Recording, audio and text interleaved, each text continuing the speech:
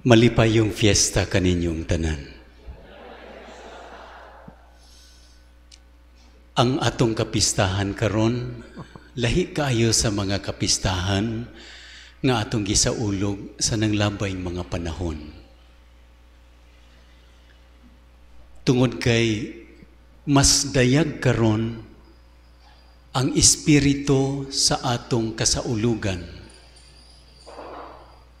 Ilabi na sa kapistahan nga atong gisaulog karon, ang kapistahan sa krus ni Jesus. Tungod sa kahimtang nga atong giatubang karon. Sa mga mata sa kalibutan, ang krus ug ang pag-antos usa ka dako kaayo nga di malas.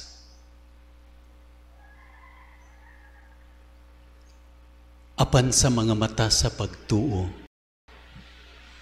ang krus mao ang agianan sa kahimayaan. Ang krus mao ang agianan sa malungtaron nga kalipay. Ang pinakatamis nga kalipay mao kadtong kalipay nga moagi sa krus. Ang maghatag og kahupayan sa kasing-kasing mao kadtong pagkabot sa gipangandoy nga bunga sa pagsakripisyo. Mao nga ang atong kasaulugan karon nagdapit kanato sa pagsulod sa atong personal ug katilingbanon nga mga kasakit. Ug atong tan-awon ang presensya sa Dios niining atong mga kasakit.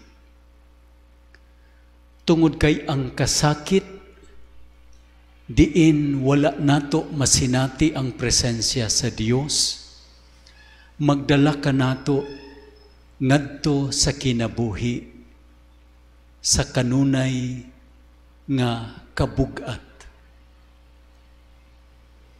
Suffering without love will lead to bitterness. But suffering, the cross that is carried with so much love, is redemptive. Makaluwas siya.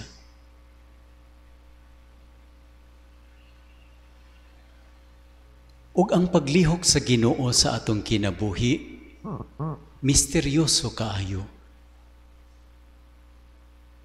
Dunay mga krus nga wala nato palandunga nga moabot sa atong kinabuhi. Mga krus nga wala nato pilia. Apaning abot sa atong kinabuhi.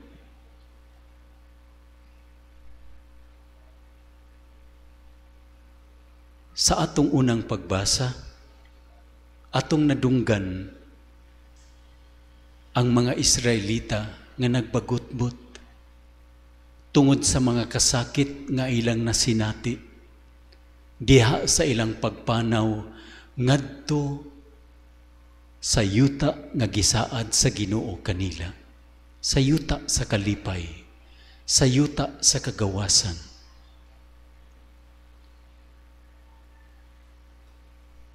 Apan kining maong saad sa kalipay, kinahanglan dawaton sa katawhan sa Israel sa usa ka kasing-kasing nga gawasnon.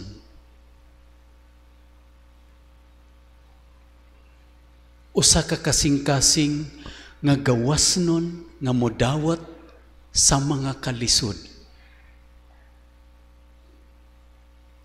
usa ka kasing-kasing nga bukas sa kabubuton sa Ginoo. Usa ka kasing-kasing nga andam nga mudawat sa pagdisiplina sa Dios aron sila mamahimong usa ka katawhan nga nagsimba sa Dios.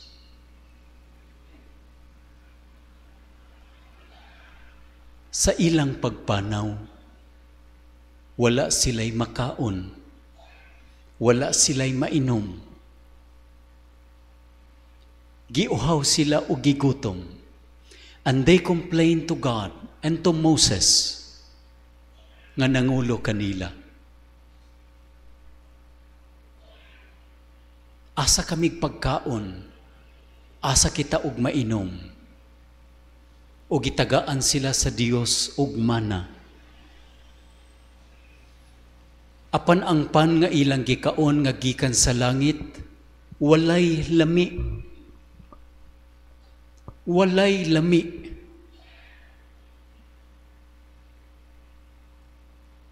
Pero kadto ang gipakaon sa Ginoo kanila.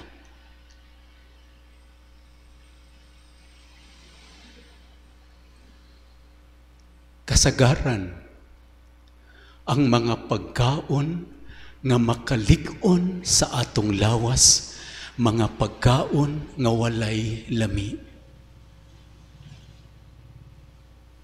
Papilion mo karon sa inyong kanon, palya o ice cream. Unsa inyong pilion? Palya. Lamlam lang mo.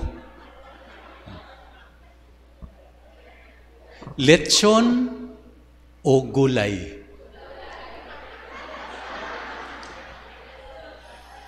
Gulay human sa lechon.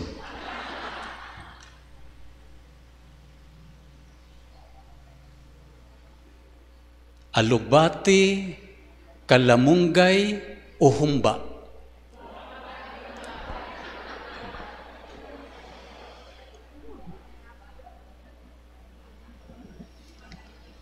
Kasagaran sa mga pagkaon nga makalig-on kanato, walay lami o gusto nato iluwa, and we do not want to take it.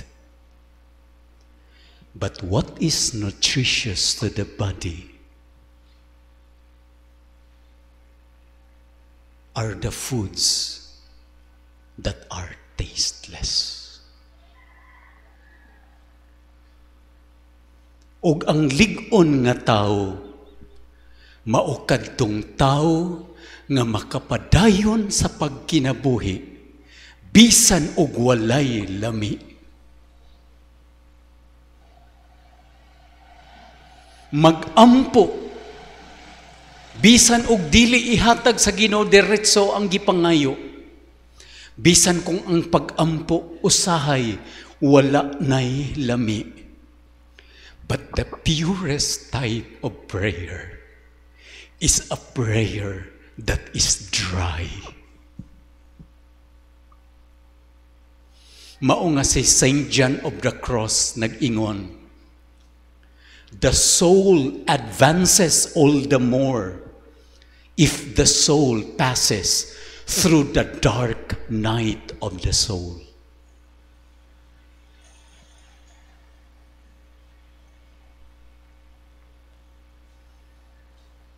Ang krus, mao ang makapalig-on kanato. Walay magtiayon o pamilya nga mahimong lig-on kung dili kinitay ugon sa mga pagsulay sa kinabuhi.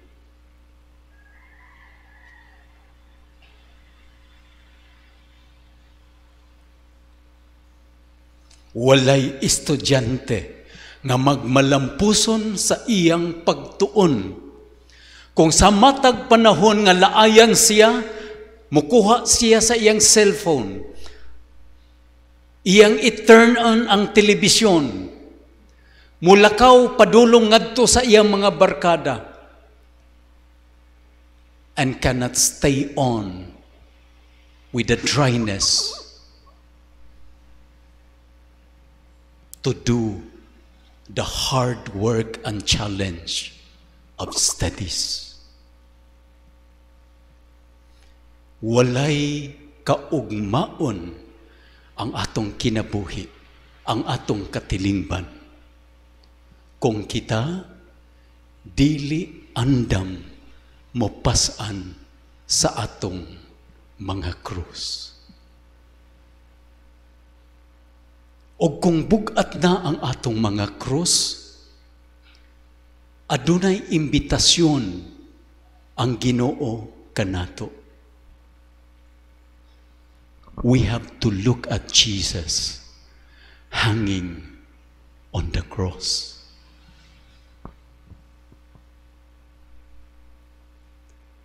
Kay kung kinsa ang musud-ong kaniya, nga adunay pagtuo, dili gayud mamatay. O bisan unsa kakapoy ang kinabuhi, bisan unsa kabugat ang kinabuhi, makaya nato, because for us Christians, a person who believes is a person who is not alone. When we believe, we are not living in isolation. We live with a community. Mao nga sa mga simbahan, makita nato nga dunay mga santos nga nag-alirong kanato. Ang simbahan adunay mga santos nga gipamutang diha sa kilid to remind the faithful nga bisan unsa kalisod ang kinabuhi,